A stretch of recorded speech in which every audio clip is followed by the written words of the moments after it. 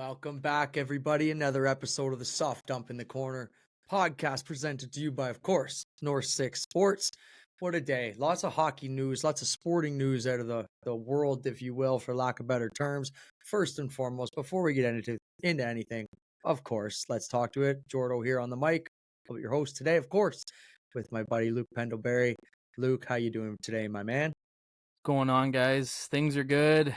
Got home from work. I'm ready to talk sports. Like you said, there is a lot going on in the sports world, not even just hockey, everything. So I'm excited to get going here. Yeah, and we'll jump right into it. We'll kind of tackle a few things here, give you a quick little rundown. We'll obviously talk to you about what's going on in the world of hockey. Obviously today we had the World Junior Canada specifically. Canada's roster for their selection camp get announced. Obviously some big news around the NHL the last couple of weeks here, of course, with the Corey Perry incident.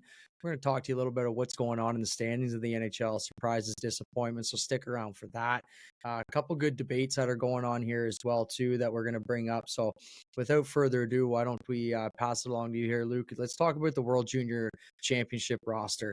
Obviously a big one for Canadians alone, hockey fans alone. I guess it's not the best time of the year. I know obviously there's different stories that you and I both have had when it comes to World Junior Championship hockey, but I just love this time of the year. You know, Christmas time comes around, everyone's excited for glory and cheer that, but just knows that, World Junior hockey's coming around the corner. So give us your thoughts. You saw the roster get updated here today for selection camp, at least. Give us your thoughts on that. Any surprises, anybody that stands out to you? I know you kind of had a little bit of a in-depth research on what's going on there. Give us your thoughts on that one. Yeah, absolutely. Like you said, it's the most wonderful time of the year. So I'm so excited. And, and you can attest to this, Jordo. A lot of our friends, we cheer for a lot of different teams in the league. So when it comes to this time of year, it's nice to all sit down. We'll wear the red and white and we'll all cheer on Canada as I believe they're going for their third straight gold in a row. So there's a lot of expectations on the line. Like you said, the prelim team was announced. This isn't the final team, but this is the team they're going to bring into camp.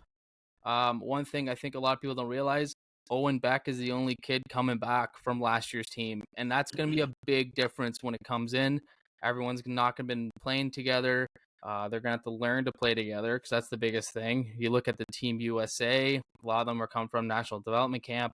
There are 7 guys coming from Boston College that are on the U.S. prelim team, which that just shows what a juggernaut of a team they've got in college. I couldn't imagine. They're just probably steamrolling teams in the States.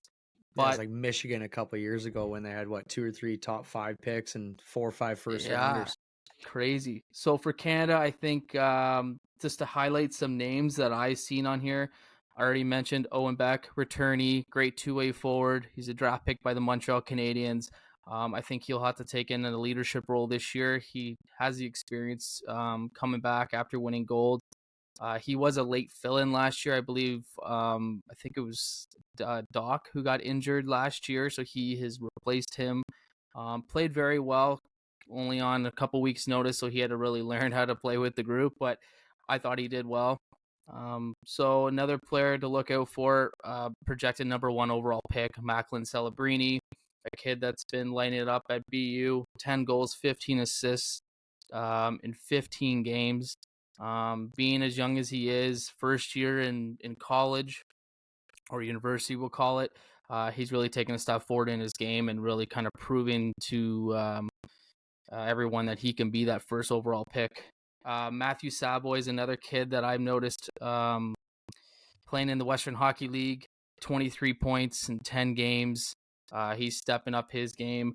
A lot of guys are already drafted on this team.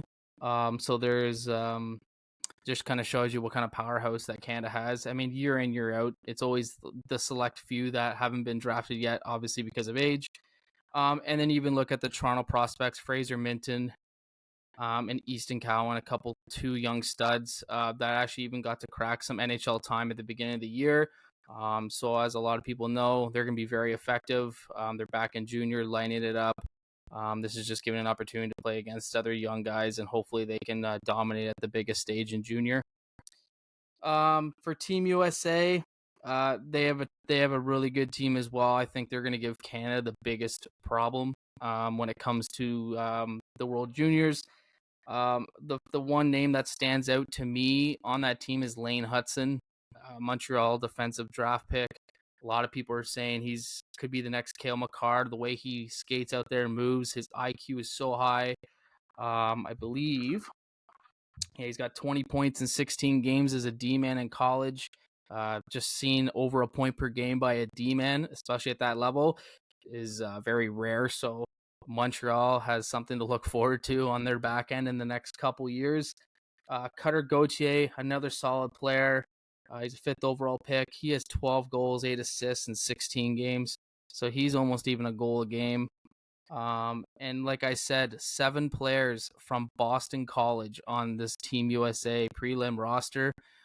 It just shows you that these guys are just gonna just steamroll through, especially in college. I couldn't imagine going to a Boston College game because I'm sure they're just winning every night going in. So, and then another player, the last one on Team USA would be Will Smith, and I think a lot of people know 4th overall pick last year to San Jose.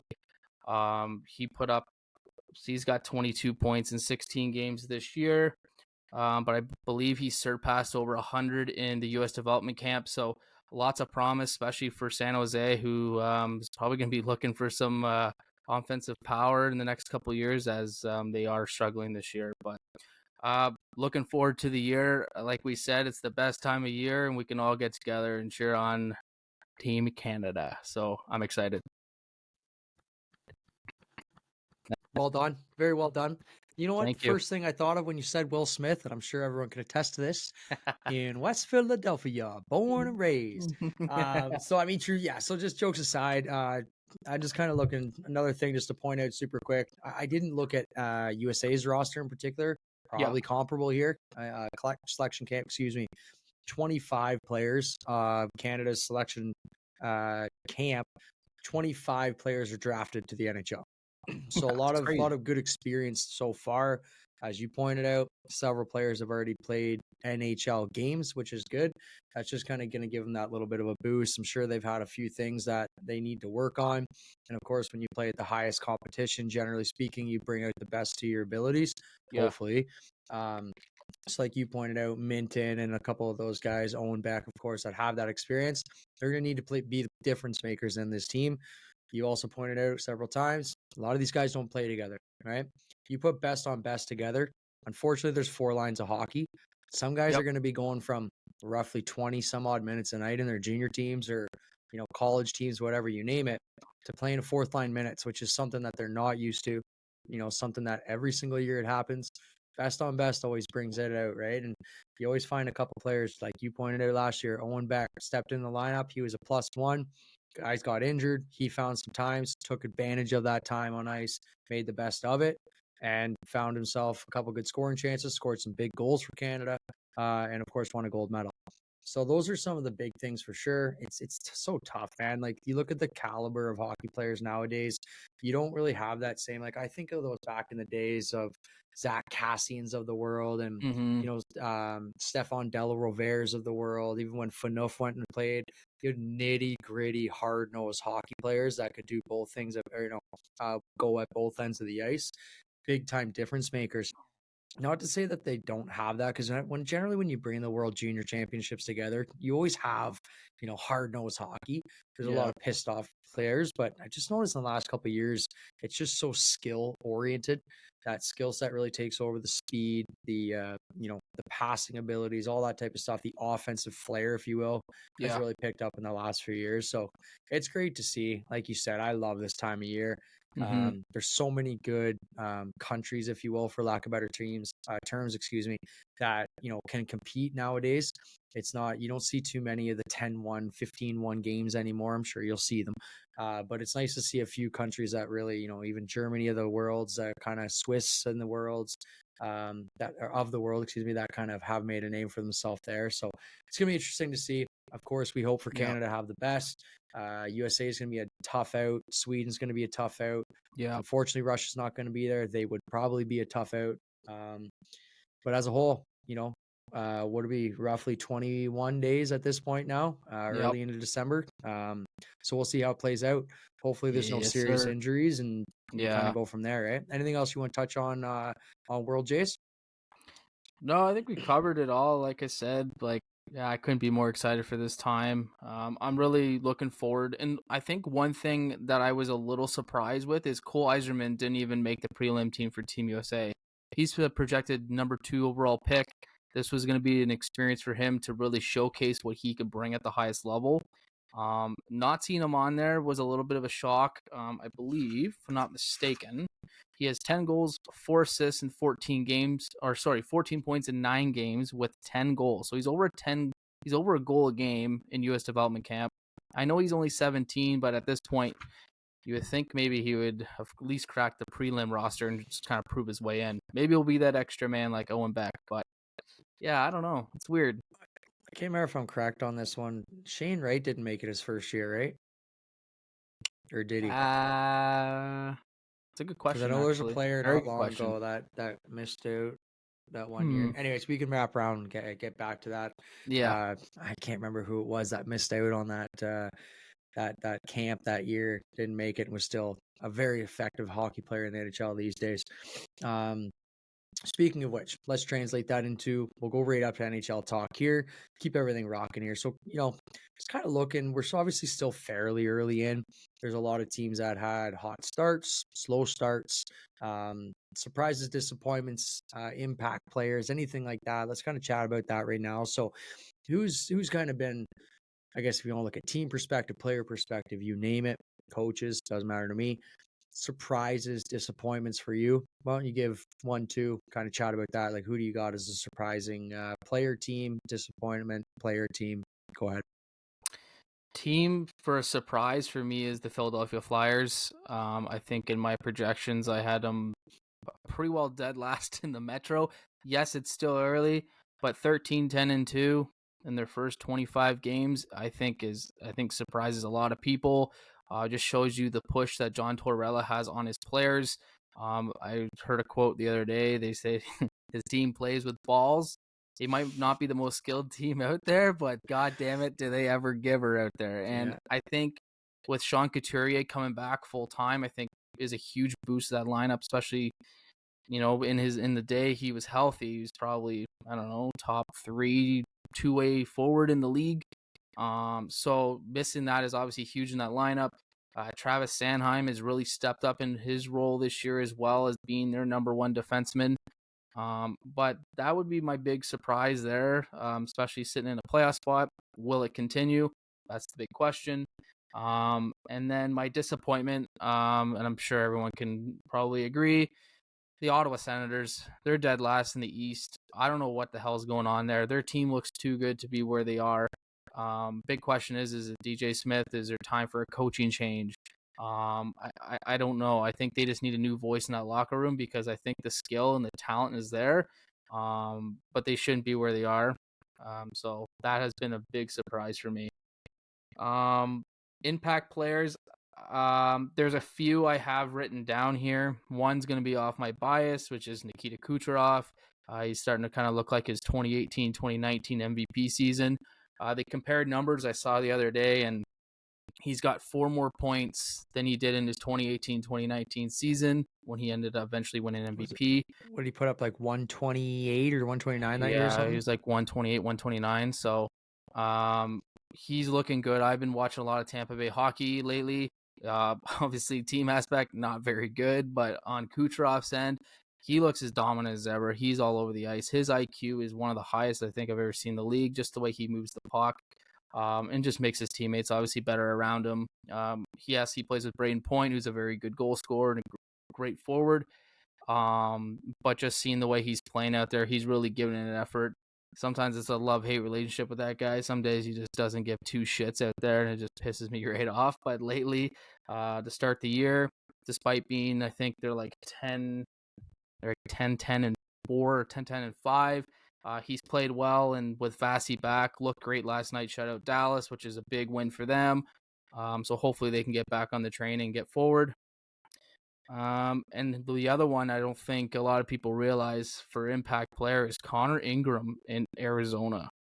I have about thousands of his rookie cards, so if he wants to continue to go, I could be maybe a millionaire in a couple years. But 11.30, 2.23 goals against average with a 930 save percentage. He's in Arizona. He's 11-3. Like, the numbers just state it all. Be honest, don't watch a lot of Arizona games, but just seeing those stats up front, it's incredible for what Arizona's providing, and maybe this is the start of their push to go forward. 100%. Love that one. I'll even just jump right on that. I'm actually going to go, that's my surprising team as of right now is Arizona. Coming off a recent 5-game winning streak. I know every sports media outlet's saying the same thing I'm about to say here, but their previous 5 wins have come against the last 5 Stanley Cup champions. Yeah, that's crazy. It's interesting. Like when you look at that, they're like, okay, they're 8-4 at home, which is a pretty solid record. They're only even. They're 5-5-2 on the road, fairly respectable. But they're winning on home ice, which is all you can ask for when you split 40 games on the road, home and away. Then you need to win at home regardless, right? Especially in today's day and age, which is incredible. They're just having a really strong start to the season, as you pointed out. The big addition on, not addition, but getting great goaltending. A lot of key additions up front, and on the back end too, of course, right? I mean, Zucker's made a good impression in that top 6. Sean Dursey in the back end has made a really good help to that defensive core. Obviously, Matt Dumba's back there too. It's good, man. I like to see that team do well. If they're not necessarily the sexiest team to watch, but there's a couple strong players that have made a really good impact on the game, and they play an overall team game. They're not much of a 1-2 line type of thing. They seem to be, shuffling through the lines. They seem to have trust in one another, and they really seem to commit to the game plan that the coach is putting out there. And he seems to have a lot of faith in creating a certain structure that works for them. And obviously their power play is doing really well too. I believe I'm correct on this. I think they're 6th right now in power play percentage, which, that's what you need these days when you get the opportunities. And we're going to touch base on that here shortly, but big surprise for me, Arizona. Absolutely. I'm right with you. Actually, Ottawa was going to be my disappointment so far. I thought they were going to have a little bit of a stronger start. I know injuries have happened and you can't account for that. And some players, haven't necessarily, lived up to expectation, if you will, for lack of better terms. Some people have exceeded expectation, right? Sanderson on the back end's played really strong. A couple of their depth forwards have looked very strong, and they're getting some decent scoring. It's just, I don't know what it is, man. They can't seem to keep the puck out of their own end. They can't seem to break the puck out, and then they can't get a big time save. Right? You can't get that extra save in the games today. You fall behind early, especially in the first period, then it's tough, right? Another one that I wanted to point out, and obviously, looking in the Pacific Division, is just LA. LA is just doing so well again this season, man. Like, it doesn't matter. Kopitar and Doughty are seamlessly never aging.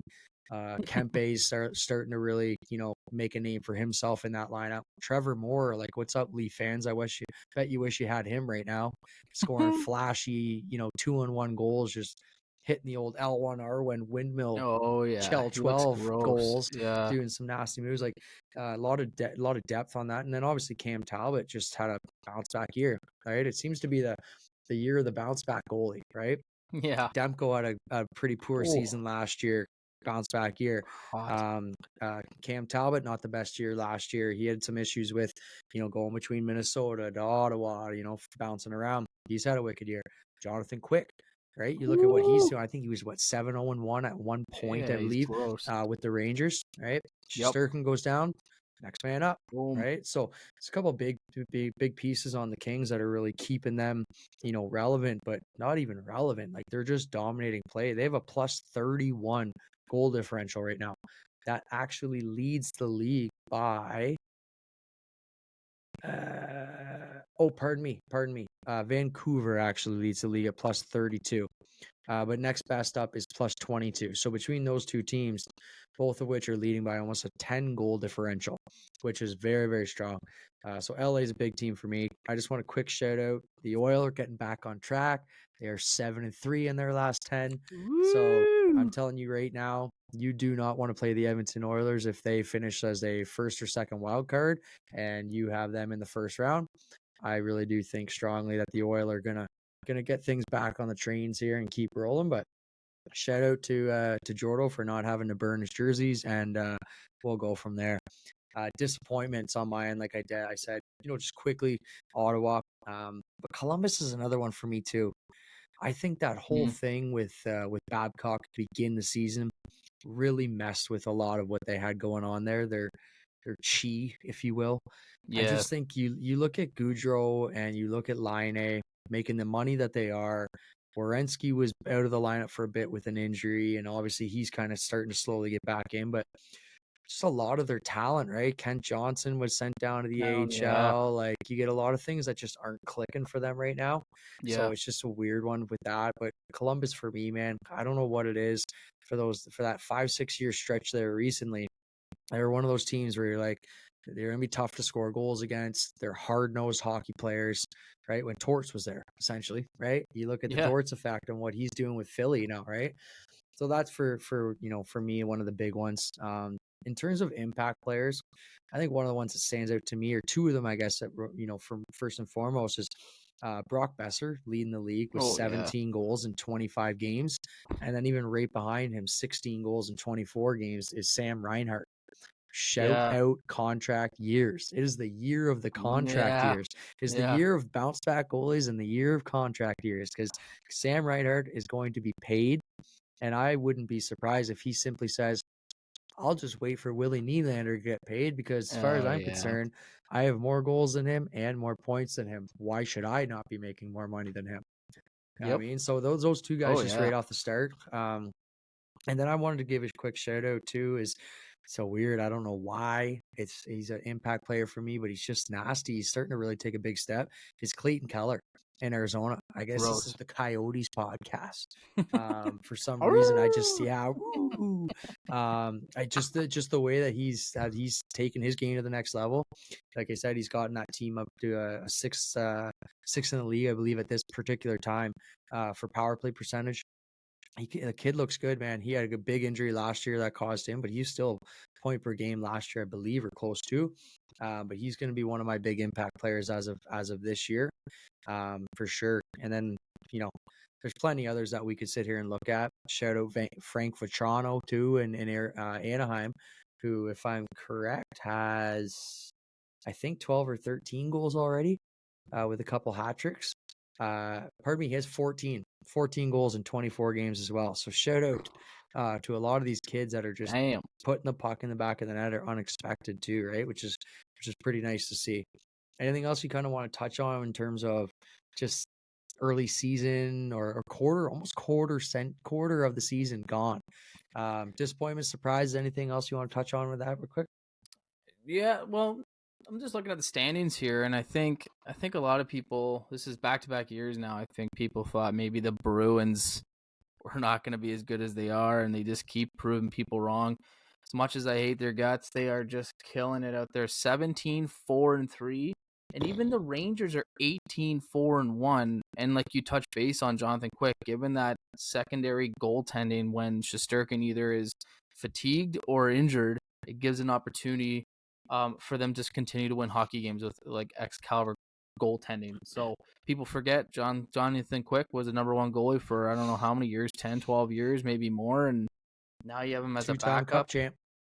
Yep. He knows how to win. So having that backup for Shesterkin is absolutely huge.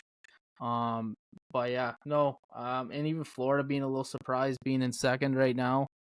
But like you said, Reinhardt's playing well, getting Ekblad and Montour back. Bobrovsky's still continuing to play well after that playoff run. I just think there's just a lot of opportunity. I went to a game a couple weeks ago against the Bruins. The Bruins did beat the Panthers, but I thought the Panthers played a pretty solid game despite losing.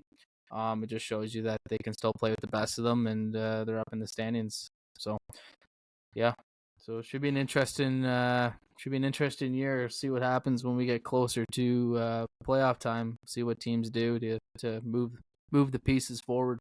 No doubt, absolutely. And even too, just to quickly touch on here, so like, many of you that did listen to the early season predictions podcast, the bold predictions, etc.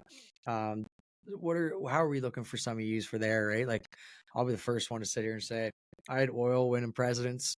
Probably not happening. McDavid on the Art Ross potential. I think there's still potential there. Draisaitl hasn't been scoring as many goals, but obviously with a healthy McDavid now, it's like a lot of people forget, McDavid was a bit banged up early on, wasn't skating very strong, just wasn't moving as fast out there. His hands seemed to be off. He just wasn't Yeah.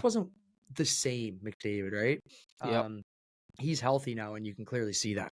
Right? You see the way Draisaitl is playing now too. It's opened up a lot of space for him getting to those. I said the Oil bold prediction, of course. The Oil would take home just about every trophy. I don't even know if they're taking home any. So I'll raise the hand on that one. That's a bold miss, but that's why we called it a bold prediction. I also too will be the first one to sit here and say, if you go back, I had the Bruins in the top 3 in the Atlantic, and I'd said, don't be surprised if they shock a few people and finish top 2, if not win it. I was one of the only people that didn't think losing Bergeron was going to have as drastic of an impact on the overall group. What about you? You got any that you want to kind of make back and apologize to the fans for possibly losing a couple bucks on a few future bets? Yeah, back to saying if you listen to our early predictions, you might as well just not even listen to it now. It's so early cash out if you can, just take it. I said there was no chance Vancouver was making playoffs, so that looks pretty hot on me there. It looks terrible. The only thing I actually have going for me is right now is when we looked at like trophy predictions, I had Ottinger winning the Vezina, so it's not looking good start. It's not looking bad. Not looking bad. And I also had Dallas, I think, winning the division as well. So that's not terrible. So if you bet on that, that's good. They are second to Colorado, and they're 1 point behind Colorado with a game in hand. So that one's looking all right. But anything else I probably gave out, I wouldn't even look at or hear. It's terrible. Yeah, I'm just kind of backtracking here real quick. I've got, as of right now, three Canadian teams in the playoffs. Yeah. I did take 5, if I do recall correctly there, with Winnipeg and Montreal missing out. It might actually just be Winnipeg or Montreal and Ottawa that turn out to miss that one because, like I said, I think the Oilers are going to come back out. I wouldn't be surprised if the Flames, I don't know, I still have a weird feeling about them, but the way the Coyotes, the Blues, Predators, those types of teams are playing, be pretty interested to see how that moves forward there. But only time will tell, of course. Let's play it out for a little bit, see how everything goes after Christmas, and then we'll cycle back to that one, right? Yeah. Let's go on to something else here, just super quick. I want to talk about Washington, and in terms of what's going on with Ovechkin. Obviously, everybody knows he's so close to breaking the all-time goals record. I don't know what it is with them. Obviously, Washington's winning games, but they've gone into a super defensive mode. They're just locking everybody down. They're playing tight-knit hockey. They're really shutting other teams down, but they're not scoring many goals. I think Ovechkin, as of right now, 5 goals through 24 games. That's like a 20-goal pace, which might be his lowest ever. What's going on in Washington? What's your take with Ovi? I don't want to go, and you can't use the washed up word because that guy could go 10 goals in 3 games, and you're sitting there like, oh, well, he's back. But like, what's up with that? Like, how are you thinking? What are you thinking? Yeah. What's your take on that? It's just a weird situation, I think. Like you said, they're winning hockey games. I think they're like 12-9-2. Let me double check that. 12-8-2. I think just the way the game's going in today's age, it's so fast and skilled where Ovi's slowing down. Ovi was never really the fastest, but as he's getting older, he's getting slower. Guys are catching him. In the power plays, they're figuring out that they're just giving it to Ovi just to see if he can surpass this record. So I feel like they're double teaming him when they can. But it is still early. I still think I still have Ovi between 20 and 30 goals this year. I still have him breaking the record. I still think he's going to do it. I think he's going to give everything he can. Seeing his close friend Backstrom leave of absence because of health issues probably plays a fact as well. 100% And it does. even they healthy scratched Kuznetsov last game, Mhm. which I think was last night. Yep. Never a good look, especially when those were your two top centers for X amount of years. It is a weird time to be a Washington Capitals fan right now. I don't know what's gonna happen. They got blanked by Arizona 6-0 last night. So 5-0 after the first period. yikes, yeah, it's not a good look. So I could see them starting to collapse a little. Hot start, but they're not. They're very old and they're very slow, and you can't have that when it comes to today's NHL. It's just too fast. Yeah, they seemingly, and I've watched a couple games, they seem to be like very one-dimensional. And Yeah, like you pointed out, Backstrom and Kuzi, like those are Kuznetsov are I know Kuznetsov has been playing most of the games, but you lose Backstrom and that absolute elite playmaker out there yeah, changes your whole look on not just on 5-on-5 even strength, but power play too. You got yeah, that guy that can make those cross seam passes. Even Kuznetsov as a whole just seemingly he's lost just a little bit of a not a step necessarily, but maybe it's just his confidence. Maybe it's a confidence thing, right? yeah, That realistically you're getting a couple extra points and you've got to, you know, maybe the focus from the defensive perspective isn't necessarily on you or it wasn't on Ovi as much. And now they've kind of realized, hey, listen, we can kind of stretch things out a little bit, play a little bit of a higher box set. And like you said, take away the shooting lanes from Ovi. And if we're going to get beat by Carlson Blast on the point or whatever, or Oshie in front of the net, you're not getting those same looks anymore because, like I said, those passing that extra attention isn't there. They've got hmm, Wilson sitting in front of the net, which is like, okay, we know we can take care of that guy in front of the net, or at least try our best to tie him up and stuff like that. But when you don't have that different look, that different approach, and the chance of saying, okay, if we're not going to give it to Ovi, we still have playmakers that can make things work. It's yeah, interesting, and then that directly impacts Ovechkin. And as we can see, he's still shooting, and he's going to shoot. He always has, but he's just not scoring yeah, as much as they used to. And yeah, I certainly don't think it's because the goaltending is any better because we'll touch on that in a quick second because it's the goaltending is not better than it has been. But it's just a weird one, man. I'm still in the firm belief that as much as I hate to admit it and always have, I want Gretzky to be the all mm, time no matter what down the road. He's got a damn good chance to still do it, but if you're scoring 15 goals a year, do you really think he's going to play for what 6 more years or something like that? I 5 more years at that pace? Like that's a lot yeah, to ask a guy at a 43 or whatever. He's what 39 this year. It's a lot getting to old. ask, especially for a team that has very little offensive help and very little up and coming prospect help Oh to yeah, make it work, right? As I yep, pointed out, real about 5, 6, maybe a little bit more episodes ago, when you bury 4, 5, 8 some odd empty netters in a year, your tally adds up pretty quick. I think Ovi already has 2 empty netters this year, and I think he's at 5 through 20. That says a lot. oof, When you're not winning late in games, he's not going out and tossing those empty netters in the net.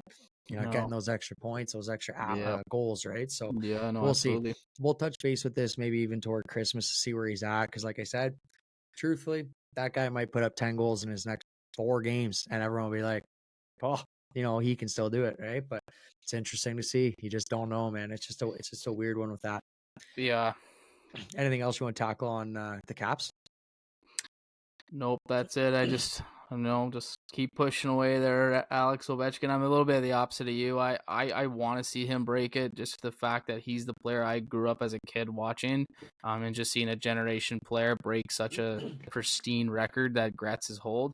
Gretz has got so many records that point total probably won't get touched for 100 years. So he's got that Not going likely. for him. But I just like to see the generation talent of today's age and try and break something so pristine, like I said. So I love the debate though too. If you ask Gretzky, you're like, if you wouldn't have passed on those 40 to 50 other empty netters or easy goals you could have had, do you think you would have taken it knowing? I know he's yeah, he's a very modest guy. No, no, no, no, I wouldn't have done it. But I bet yeah, you bet. Gretz is sitting there like, man, I probably could have had like probably 30 more goals. Then I'd be like, I oh don't think yeah, Ovi would ever touch that. Right? yeah, yeah, no kidding. Interesting conversation to have. I mean, like you Yep, said, seeing incredible records be broken from a sports fan perspective is what you want Yep. all the time. Great moments are meant to be, had, and obviously records are meant to be broken, right? So, like I said, out of spite, probably don't want it. As a hockey fan, hockey perspective, sports fan, you love Yep. seeing those moments. Those are some of the things that you sit out and talk about for the next 50 years, right? So Yeah, absolutely. only time will tell, right? Moving Years. on here, let's debate a little bit. Let's have a little chat. Let's talk about penalties and how it correlates to save percentage in the NHL right now. Steady drop in save percentage, goaltending perspective, team perspective, if you will. Steady drop of 4 straight years. I didn't do my due diligence and check further. I just went back 4 years and saw it has Yeah, fair. progressively dropped 4 straight years from about 913 to 910 to 907 and then 904 the last 2 years. It's currently at a 904 save percentage. Yep. Penalties are increasing, of course. We're starting to see sloppy Joe hockey out there and just absolutely bush league calls. Do you think, I'll ask a couple questions and let you kind of full circle this one. Do you think, A, it's good for the game, the 904 save percentage, or that we're maybe seeing a couple more goals? But do you like seeing these cheesy penalty calls, the holding the sticks, the Mm-hmm. interferences? I'm not talking about your, ride or die, boarding, slashing, like tripping. Like when you see a good penalty, that's fine by me. But you see these nowadays, guys are diving, look like fucking NBA players out there some of the times, just diving all around and flipping their heads up whenever a Oh stick yeah. even comes remotely close. Even to this whole 4 minute high sticking thing, like you see it so much nowadays, which is a weird one too. Is like any stick that comes up because of the tackiness of the sticks these days, Yeah. you see so much more blood from the scrapes and rips on the face, and it has nothing to do with the impact of the actual stick. It's I've a been hit in the slide. face with sticks plenty times in my life over the blind Yeah. hockey days. It don't feel nice, don't get me wrong. But nowadays it's no that composite feel or the wood feel. It Yeah. would It slide off rips your you. face. Nowadays, guys are playing with basically like rubber on the end of their sticks and it's ripping the like cheesy stuff like that. I don't like in the game. I don't like the way that they're calling these hooks and the holds and the slashes, like the little one hand chops. It's like, oh, 2 minutes on the box for touching them. It's like, come on, you know what I mean? And like I Yeah. said, that's directly correlating to save percentage because these guys, the Yep. talent that they have and the power plays, you get 5 a game. It's interesting. I just Mhm. rambled. Let's hear your thoughts. I'm gonna be a little all over the place on this one because there's things I agree with and some things I don't agree with. Is more goals good for the NHL? I think so. I personally like that. I think a lot of people would like that. Going to a hockey game and seeing like a 1-0 win. As a true hockey fan that you see both sides of the ice, maybe a 1-0 hockey game would be good because they're just battling it out for the whole 60 minutes. A lot of fans go there. They want to hear their own, their goal horn. They want to see goals. They came to watch their favorite player score in big moments. So that part I do like. The whole penalty thing drives me right up the fucking wall. Drives me nuts. Just seeing this shit. Yeah. The guy snapping his head up. Some of them didn't even goddamn touch him, which drives me nuts. And it might correlate. Even the refs might have favoritism too. Like, oh, a superstar got hit. All right, call him. And so I don't know. I don't like it. It's a lot of soft calls, but that leads to more power plays. It leads to more goals. So that's kind of now where I'm contradicting myself. But you can still score lots of goals without these tacky penalties. Like you said, there's gonna be legitimate penalties out there: Of course. tripping, Of boarding, course. hitting from behind. Um, but it's starting to drive me nuts. It's like soccer out there where you barely touch him, he's gonna go down. The ref's gonna see it. Ref's gonna call it. It's just a lot of bullshit. So Mhm. so I agree with that, and I like more goals for hockey, but I guess there's got to be it's either one or the other. But yep, that's me. 100%. And even too, I'll make this a two-parter now and just kind of transition to the next question that I was going to sort of roll with it there is like, are refs doing a bad job at policing the games? Right? Are players protecting themselves the way that they used to, the way that they should be? Right? Can injuries be prevented with the changes and the interference rules, the dump and chase, like this, and that? I'm going to directly ask you. I'm sure many people have seen it, watched it, heard about it, whatever. Just last week, the Luke Hughes incident against Philly. Luke Hughes, not he's a rookie, of course. Not blaming Luke Hughes here. I'm just using this as an example. He goes back, he's expecting an icing. I can't remember the Philly player. Apologize in advance. It doesn't matter. Let's use it for context here. He goes in, he's skating hard. There's a dump and chase. He wants to get to the puck first, right? Well, Luke Hughes gets there, just assumes the ref's going to blow the whistle down for an icing. The ref waved the icing off because he didn't get to it quick enough or it didn't pass the line. I can't remember exactly, and I apologize. But Garrett my point being, Hathaway. Hathaway, perfect, thank you. Yep. So Hathaway goes in, he hustles his ass off to get to the puck, as he should. He goes in, gets body position, as he should. He's expecting body contact to come back to him, as you should. As a hockey player, that's the way you grow up playing. Luke Hughes just completely disregards any body contact in the position. And part that pisses me off the most, shoulder to shoulder. If actually he almost hits him if you look at the right angle. He hits him on the inside of the shoulder and spins him backwards. So he Yeah. actually, to draw the picture for people listening, shoulder to shoulder, you're about 3-4 feet from the boards. He actually turns his body. So instead of his face, his neck, his body going face first into the boards, he spins him from shoulder to shoulder contact so that the back and the butt almost go towards the boards first, which is a safer play. And they call a friggin' boarding in a 10-minute on Hathaway for the call. And you're like, all right, what are we supposed to do here? Yeah. From a defensive perspective, when you're playing defense in this league, in the NHL, you have to expect contact. The way nowadays, like I said, they're trying to limit these plays, and they've gotten rid of that little brush off the D-man and the interference calls that you're seeing nowadays. All it's doing is allowing these forwards to just go in and take a 15-step run and just absolutely nail these guys. Okay, so look at that perspective.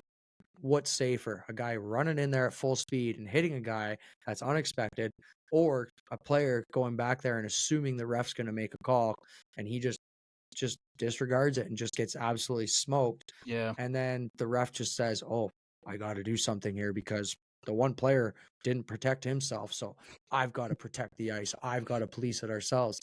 And you're looking at these things and you're like, this is just unbelievable now. Like, it's just the way that they've completely removed players policing the game. You don't see enforcers out on the ice anymore. Very rarely. There's Rarely. maybe Yeah. a handful left in the league, both of which are playing in the Eastern Conference. Two that you can think of, Revo and Wilson. Right, Yep. like you've gotten rid of a lot of those guys that used to be out there that could take it into their own hands and do so. But now, like I said, that kind of comes to where I'm asking here is like, can injuries be prevented more by just going back to similar to what we had in place before? Right, that dump and chase, that D-man that's going hard into the corner to go get the puck. His D partner should still be able to slide in front of him, give him that extra little bit, slow that guy down, give him an extra half second of time to get to that puck and not get absolutely run into the boards. And then too, in the opposite perspective, is like guys got to be able to still throw hot body contact. Like you're seeing all Yeah. these cheesy calls nowadays, interference Yeah. and roughing and fucking every scrum. It seems like they're taking guys and throwing them in the box. It's like hockey is a physical sport. You can't Yep. take that out of the game or it won't be hockey anymore. Fans want to see that stuff. Do we want to see injuries? Of course not. Let's not be stupid here. But Yeah. fans still want to see physical, violent sports. That's what hockey is. It's a Yeah. big part of the game. It's where the game, the heritage of the game came from. That's what we want to see. Right. So Yep. getting rid of that stuff, getting rid of fighting. Listen, I'm not advocating for fighting, but there's absolutely a time and a place to fight in hockey. And I think that we're getting rid of all these now. We don't know what to expect. We don't know if a big hit's going to just absolutely lead to a fight anymore. You also know, too, that most of these kids that are growing up have never fought before or very, very rarely fought, don't know how to properly protect themselves when they fight, when they get hit. Nowadays, you don't practice hitting until you're in bantam or midgets. It seems like late pee. It's like you need to teach kids younger like they used to, because that's when big hits used to happen. But people would protect themselves. Yep. Fighters very rarely, and I know I sound contradicting. A lot of those fighters back in the day, even when they fought 10, 15 times a year, they weren't getting concussed. They weren't getting heavy injuries. I'm sure you break a knuckle, break a hand, whatever. That's whatever. But they knew what to do and how to protect themselves properly. Mm-hmm. Nowadays, like I said, it just seems like, and again, I don't have the evidence to back this up, but it seems like there's a direct correlation to the way that the refs are reffing the game to how some of these weird nuance and real quirky injuries are happening are directly correlated to just simple preventative plays like Mm-hmm. that Hughes hit. Yep. I'll kind of go off on that, just simply say that. But like, what's your take on that? Like, am I wrong, you think, on that perspective? Do you think they could be doing something different? Right? Like, even and again, just super quick, 20 more seconds. That trapezoid rule. I've been preaching it for years to bring back the trapezoid rule, or to, excuse me, to remove Remove it. the trapezoid rule again, right? Because they only brought it in because of your Marty Brodeurs, your Marty Turcos of the worlds that were so good at playing the puck, and Yeah. people couldn't dump and chase the puck in anymore because these guys would go out and send guys on breakaways. It had Mm-hmm. nothing to do with like the safety of the game. It had Yeah. nothing to do with slowing the pace down, whatever. So it's like you look at it now, and it's like if a guy dumps the puck in and a goalie could go get it, he's going to be able to protect his D man. He's not going to get hit. He might make some more offense, but realistically, if he makes a boo boo, makes a mistake, and turns the puck over, that might make offense anyways because the puck's in the back of your net. Yep. I'll let you take Yep. that from there. See, like, No, just give absolutely. your opinion on that. It's something No, that just fires me up. I Fires me know. up. No, it does, and they'd agree. I agree with you too, 100%. And it's like, first of all, Hathaway got booted from that game from that hit, and that is as clean as it goddamn can be. So I think when it comes to an extreme hit, or they see some, maybe if Hughes looked like he was injured a bit, I feel like the ref takes it to the highest notch and just being like, "You're done, get out of here." And I don't think it's the correct way of policing the. Yeah, Sorry, I just want to ask a yeah, quick question to let you go off on that. yeah. Do you think that it is fair that refs make their decision based on the fact of a player being injured or not? No, it's not fair. I don't think it's fair at all because there's so many different ways you could be injured. Sometimes you could get absolutely smoked and it should have been a penalty and he's up fine and skates away and then there was no call. So no, I don't think it's fair at all. And there certainly are times where guys throw a heavy knee, throw a hard elbow to the face, whatever, and that should be Yep. deserving. 100%, I agree. But Yep. that's also another thing that I feel has really gone over the edge lately too. Is a certain hit or a play or whatever, and they look at the after effect of it. I just have a tough time, especially with how fast the game moves, and a lot Mm-hmm. of people. And again, I don't mean this to sound like an asshole, but a lot of people that have never played the game of hockey. And listen, I'll be the first one to say I didn't play OHL, I didn't play Junior A, I didn't play highly competitive hockey, but I played hockey at least to a level where I even know the slow as that I'm moving, and I know they're faster than I am. That Yep. game moved a lot faster than so many people think. And Oh yeah. split decisions are so hard in a hockey game to decide when to cross the line, how to cross the line. Are you crossing the line? So Yep. many people out there that debate it. I just want to just kick them in the teeth because they'll never understand what it's actually like to be in Mm-hmm. game situation and know how fast it moves. And like I said, I wasn't even remotely close to the level of speed that these guys are playing at.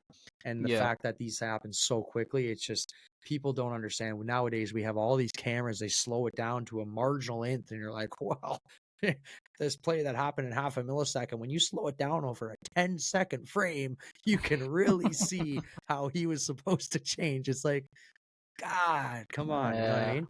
Sorry, I keep Yeah. interrupting you. I apologize. No, it's good. It's almost relaying what you said, and it's huge. It's protecting yourself, and I feel like at a younger level, junior and whatnot, I don't think they're given enough training on that, and especially with how hard the game can be, if you can't protect yourself, injuries are going to occur more. So that's what makes me nervous. Yeah, I still, the fighting still belongs in the game because there's gonna be big hits and you're gonna have to answer for the bell if you lay out you lay out one of someone's players, teammate's gonna come back, answer the bell, and you're gonna be in for one.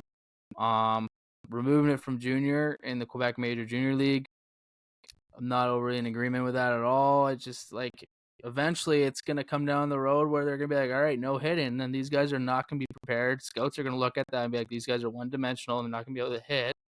So it's going to put their value down of what they can become and how they can survive in the National Hockey League. So it's it's hard. Headshots obviously don't belong in the league. I get that, but if it's shoulder first hit, shoulder to shoulder, like that's fine. I think a lot of times it slides up, maybe catches them up high, but obviously we don't.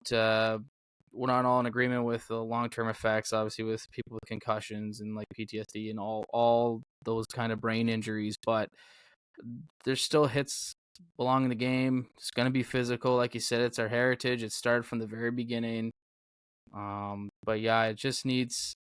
They just need to police it a lot better. They got to be careful. Like you said, the Luke Hughes incident was such a prime example of injuries. Big injuries can occur. Like that's the second time I think Hughes got absolutely smoked. And so preventable too. I know. Just so preventable. You look and he doesn't even see the guy coming, doesn't even look at him coming. It's like, come on, man. Like that's Yeah. a welcome to the NHL type of moment. Yeah. And it reflects poorly on Hathaway for, in my opinion, again, strictly my opinion, for just putting in a hard-nosed forecheck, doing what he is supposed to do. And Yep. the fact that they called it boarding and gave him a 10-minute is so typical modern day NHL, because like you pointed out, like I pointed Yep. out exactly, he did not even remotely come close to the backside of the jersey. He did not see the stop sign, as we would say in the little leagues. Like, it's not even remotely close. So that kind of bugs me out of that perspective Yeah. there. But honestly, we could go all day about that. I want to move Yeah. on if you're good with that, just quickly here. Two last points here, two last things to talk about here really quickly. Not a fun one, not one we want to have to worry about, but I think it's just something to give our perspective on and touch base on here. The Corey Perry incident. Mm. It's a weird one. Of course, we don't know what the heck actually happened, truthfully. You can speculate all you want. You can sit there and make rumors on Twitter or X, whatever you want to call it, about, he did this and, he had interactions and slept with someone's mom or do whatever. Like, you got to be some type of coward to go out on the internet, not even know someone, to just hide behind a computer, cell phone, whatever. You'd be some kind of coward to make up rumors and go off on that type of stuff and say things like that when you really have nothing to do with it, nothing, no idea, nothing. And of course, too, whether Chicago is speaking the truth, whether nothing actually happened, we don't know. We won't know for a while, I'm sure. But it certainly seems, and I believe it at least, that wasn't the issue. I don't want to speculate, don't want to give my opinion on what I think might have happened. Obviously, it was deemed wrong or bad enough, if you will, that it deserved a termination of the contract as a whole. Hindsight perspective, just outside looking in, what should we make of it? Should he play again, despite, the truth not technically being out there right now? We see some of these bad headlines in the news come out all the time. And then a week later, 2 weeks later, you find out it was nothing to do with that, right? A great example, super random, but great example, early in the NFL season or late in preseason, something like that. It was I think it was Chris Olave, I believe, was caught speeding on the He was. highway Yep. going like Yep. 200 miles an hour. And everyone's like, oh, he's probably drunk and he's reckless driving, this, and that. And a week later, it comes to be that he had his dying dog in his back seat and he was rushing to go to the veterinarian to save his dog. So you just don't know until you know. And that's the power of Mm-hmm. social media and how it snowballs and people run off things and go off things that they have absolutely no business discussing. So that's my opinion. Yep. I still think Corey Perry is going to go down as one of the best players of the game. Maybe not of all time, but in the game, one of the better goal scorers, one of the better leaders, a guy that's been to 5 Stanley Cup finals, I believe. I know he won one, but unfortunately lost 4 in a row or Yeah. something like that, unfortunately. Um, Maybe a 2-time cup winner. Did he win one with Tampa? No. He did not. So I think he went to 4 in a row. But either way, it's a hell of an accomplishment, regardless of whatever way you put it.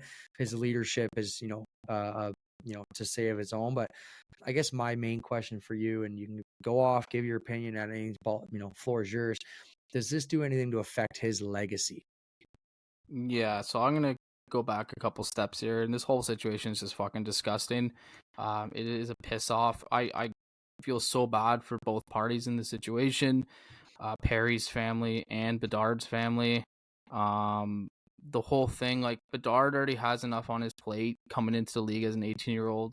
The pressure that he had to make an impact in the National Hockey League was the highest I think I've ever seen from one teenager trying to make his career as a hockey player. And for that to come up, and whoever started the rumor is just an absolute coward. And to not have the right, like, the truth ahead is just, it mind boggles me, and it pisses me right off, because obviously Perry's dealing with something obviously something happened, obviously, to terminate his contract. Like you said, we're not speculating here, but I hope everything goes well with him and his family, making sure that he gets the right help. And I would love to see him back, as long as, everything was okay. I'd love to see him back playing.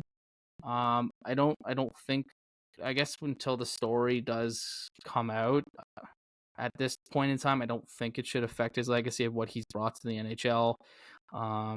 This his his grittiness, his goal scoring, hell of a team in Anaheim when they won in 07.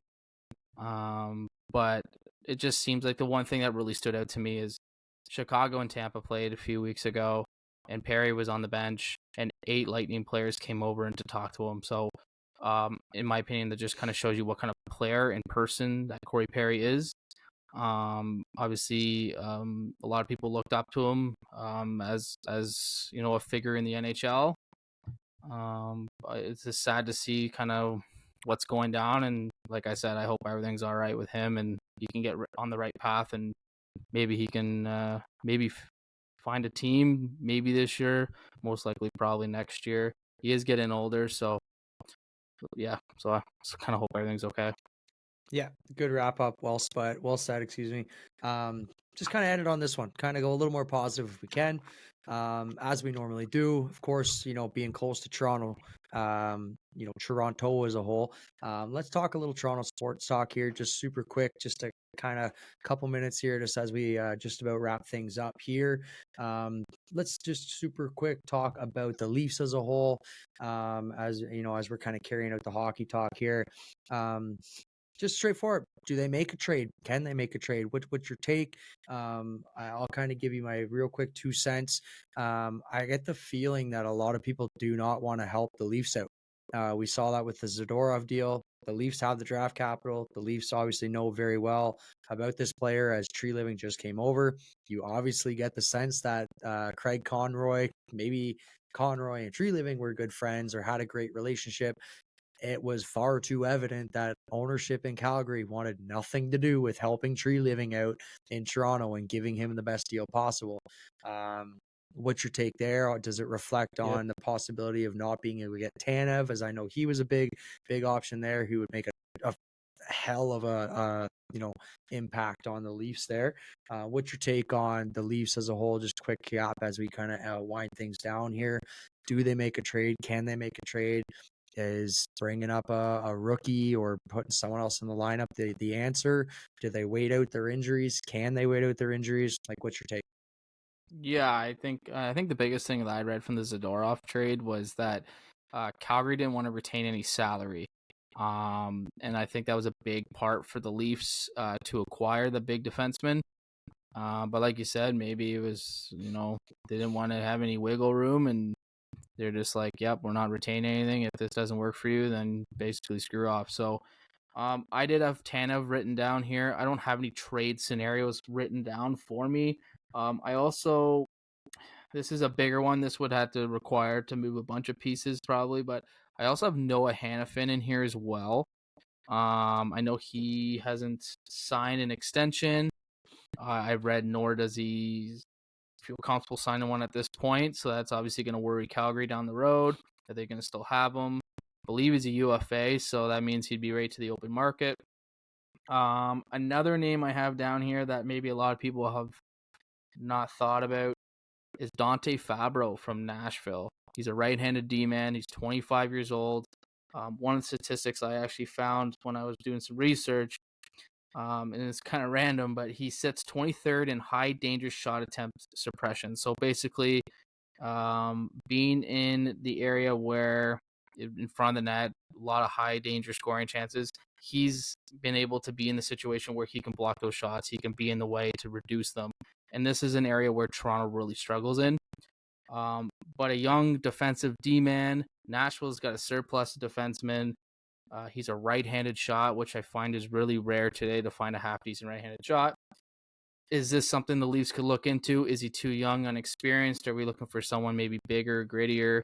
I just think they need those defensive D-men. They have enough offensive talent. Morgan Riley can jump up on the rush. You've got TJ Brody, he's an average two-way defenseman, but at the end of the day, I don't know. I think it's defense. I think Joseph Wall can be your guy. I think we've learned over the last few years that average goaltending can still win. You can still win with average goaltending. You just need strong defensemen that can carry the workload, and then have a strong top six that can push your way to the promised land. But those are kind of the moves I think they should look at. Whether it gets done or not, I still think if the Leafs don't do anything, I don't think they're getting past the first round. That's my hot take opinion. They don't have I think they're missing a couple pieces to get that push. Yeah, no, I mean, it's tough, man, right now. Like, I think just, without kind of going into even much more detail than you did there, I think you raised some good points. Do they need defensive defensemen? Do they need an offensive defenseman? I don't know. I think they need multiple pieces if they really want to compete. One guy, addition-wise, could, I think, make a big difference for them.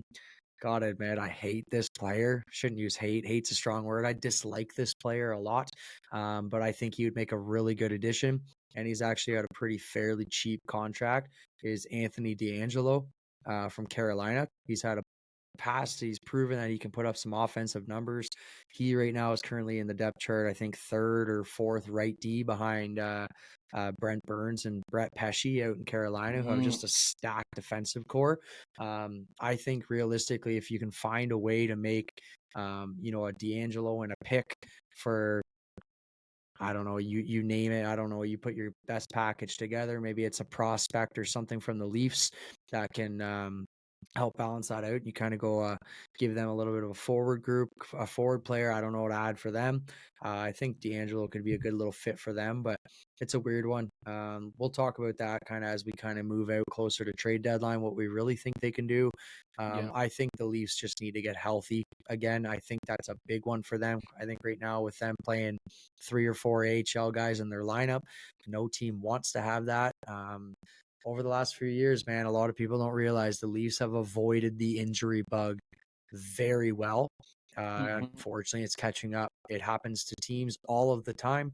Unfortunately, the Leafs in the last couple of years have dealt with it back-to-back years with their defense getting a snowball effect of injuries. So that kind of sucks for them. But we'll see. We'll see moving forward. I don't know what to expect from them. I just get the sense a lot of teams are not looking to help out the Leafs right now because they're looking at it saying, if we have a chance, we just got to get in the 8th seed. Look what the Panthers did. We just need to get in, and you never know what can happen in playoffs. So I think that's the approach a lot of these GMs are looking at these days. Super quick, multiple choice, if you will, as we kind of fine tune these things up here. Toronto Raptors eliminated from the in-season tournament, I believe all of 3 games in. Thanks for coming. The Simpsons meme where the grandpa walks in, turns around, grabs his coat off, and does a 360, walks and grabs his coat. And that's basically the Raptors in the in-season. Like, thank you for your time. Thanks for your buy-in towards the pod. The other teams that have actually had a serious chance at winning now proceed and move on. Did you think it was corny? What's your take on it? Do you like it? Do you like the courts? Some I do, some I don't. Some seem very distracting, probably for the players more than us. Brutal. I think it's the Lakers. It's just bright yellow. I'd be like having a headache the whole time I'm out there. For me on the Raptors side, I had low expectations going in anyways. I think they're not going to make playoffs. I don't even think they're going to get in the play-in. This should be the year to get a top 10 pick. Let's bring in Bronny and get LeBron over. A little LeBronto action. Don't forget the Raptors only keep their top 10 pick if it's top 6. because they got rid of that first rounder with the Jakob trade. So if they finish outside of the top 6, they lose their first rounder this year. Oh, that's disappointing. AKA Okay. they have absolutely nothing. So if they start unloading, they're basically going to be bringing in draft pick pieces and potentially move on from maybe Siakam and OG, and Grady Dick's down there in the G League right now practicing his jumper because he can't seem to get that going, which was one of the only things that they drafted him for, was to be a consistent 3-point type of player. So anything else on? Go ahead. Yeah, one thing with the Raps, I went to the game last week, and I don't know much about Dennis Schroeder at all. And I was fairly impressed with him, man. I love that guy, man. He's a small guy out there, but he is just so smart on the court. He knows where his guys are.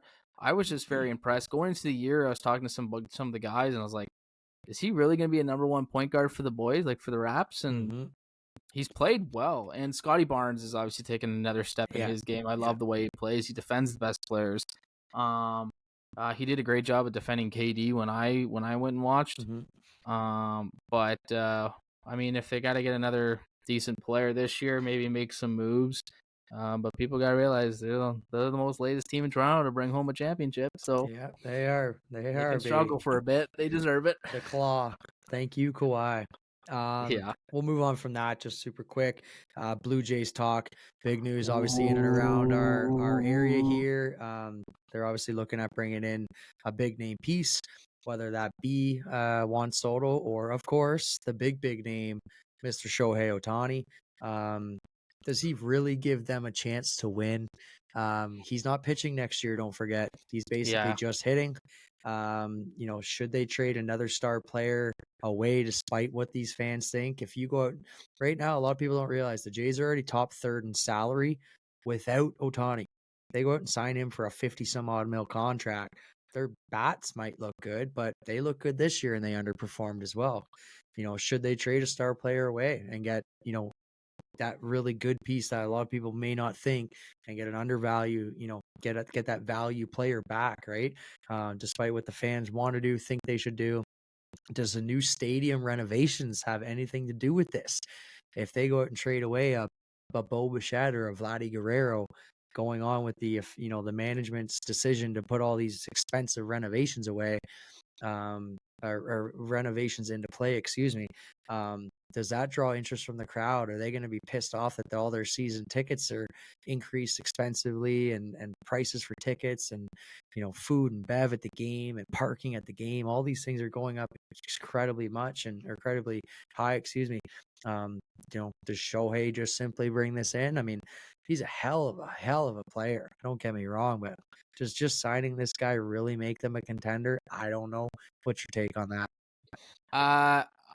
If they got him, I'd be ecstatic. Like, I think, does it give them a big boost? Absolutely. Does it make them a contender? I don't know. I don't think they're that point yet, especially when you're only getting batting from Ohtani, which is still stupid good. But you know what it's going to do for Rodgers and Bell in the stadium? They're going to fill that goddamn stadium if Ohtani signs there. And that's going to be a big thing I think they're going to look at as well. Are they going to spend $500-600 million? Yeah, probably, on a player that's at this caliber that no one's seen in 100 years. That guy can bat and pitch in basically almost the top 5 in both categories, which is super unheard of. So, it'd be great to get him as a betting man. I still think he's going to end up at the Dodgers. If we can even get like Juan Soto as like a secondary, that'd be incredible too. I just think like Manoah packaged out is going to be the pieces moving back. It's not the end of the world. I don't mind that. I just think our luck is Manoah bounces back and has an incredible year. But got to remember, Soto is only 25 years old. Still a lot of years left on him. Hell of an outfielder. So, yeah. Both those guys are almost exactly what the Jays need too, right? Yeah. I don't need to go off on this. I respect the player, but I'm not a huge fan of Bo Bichette. I think that you could Bo get out of Toronto. Bo's got to go. But how about this? Manoah and Bo Bichette to the Angels to bring in Mike Trout, and then you sign Ohtani too. Just bring him over here. We'll win with those guys. I love Mike. Imagine you got like Yeah, that, and if you got Soto and you got like Trout, Soto, and Springer as your outfield. I don't know if they can afford it, but we can all No, dream, well, Rogers right? can afford it. I saw a tweet that says like I'm down for my internet to go down twice a month if you sign Otani. Yeah, I can afford to give that up again. Yeah, fuck that. God. But Yeah, we'll see, right? Obviously, that's yeah, all just speculation as of right now. yeah, Good thing is for Jays fans, if they're willing to have these conversations of bringing in almost a $500 million player, first and foremost, it means they're serious about winning still. But it also tells the other players on either the open market or players that could possibly be traded that we're willing to spend this kind of money. yep, If Otani doesn't work out, maybe they've got a rabbit up their sleeve. Maybe they can use a Manoah Bichette type of package to bring in someone we are not even thinking of right yep, now. That can really be a difference maker. Got to understand Chapman's gone. Bichette, obviously, he's not the strongest defender in the infield, not the strongest thrower and most accurate thrower when it comes to making those outs. Of course, he's an elite bat, which is one of the only reasons people look at him as a quote unquote great player, which I think is absolute hogwash. But that's just my opinion. Well, we got to see, right? Time will tell. Like I said, it's something that they're fresh into the off season here. There's plenty of time for them to go out and make some big signings. But if you wait too long and you only bring in the 8th or 9th best UFA on the market, how excited does your fan base really get? Especially now with all these, like I said, these renos, these upcharges, everything going on. You're in win now mode. You need to win now. And that yeah, is one yeah. of the It's big gonna be reasons a lot of pressure. why the Jays are being connected to all these big name players, right? This is probably Ross Atkins' job on the line too, like bringing the pieces to win. If there's another disappointing year, management's going to clear. There's no way they're still in there in the following year. So hopefully, I saw something or heard something on the radio. How funny would it be if the Braves go out and sign Otani and Anthopoulos wins again? oh my god, that would be ridiculous. Kick you to the curb just for being too good. Anyways, Oh, that's all speculation, of course. Like I said, yeah, that's something that we can always look at. Of course, a lot of big news coming up in the next few weeks. We've got Christmas coming up. Like I said, we had the World Jays coming up.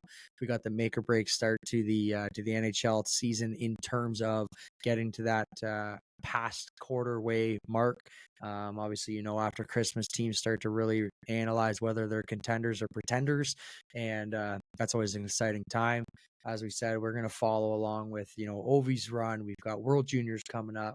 What to make of some of these disappointing teams, your Edmontons of the world, Tampa Bay, if you really want to throw into them, how are they going to bounce back now that yeah, Vasi's back? They're getting healthy. Are they going to make a run? Or some of these teams that are doing well, Vancouver's of the world, can they withstand things? As we saw, Washington started hot. Will they finish hot? Like, there's so many good storylines that are going to be happening in the month of December here that we're, excited to talk to you guys about. Is there yep. anything else you wanted to touch on before we wrap it up? No, another good episode. I thought we touched on a lot of big news that is happening in the sports world. And I think for us in Toronto, like we just talked about 5 minutes ago, is the whole Blue Jays thing. I think it's kind of shadowing everything else that's kind of going on, just because the Blue Jays have a legitimate chance of actually signing one of the biggest free agents in history. Ever. So being able to have Otani go and visit the development building in Dunedin, Florida with Ross Atkins is obviously some positive signs, but I wouldn't get my hopes up. But I'm excited to kind of see how this unravels. There's probably going to be some disappointments, I'm sure. So, I mean, we'll see what happens, but I'm excited. Like I said, it's Christmas time, it's World Junior time. Can't be a better time of year. 100%. All right, that's going to wrap it up here for tonight, everyone. Thanks again for listening, as always. Another edition of the Soft Dump in the Corner presented by North 6 Sports. Be sure to give us a like, follow. Please go ahead and rate and subscribe to the podcast, and please leave a 5-star rating. That really helps for us. Until next time, we will chat then. Woohoo! Let's go!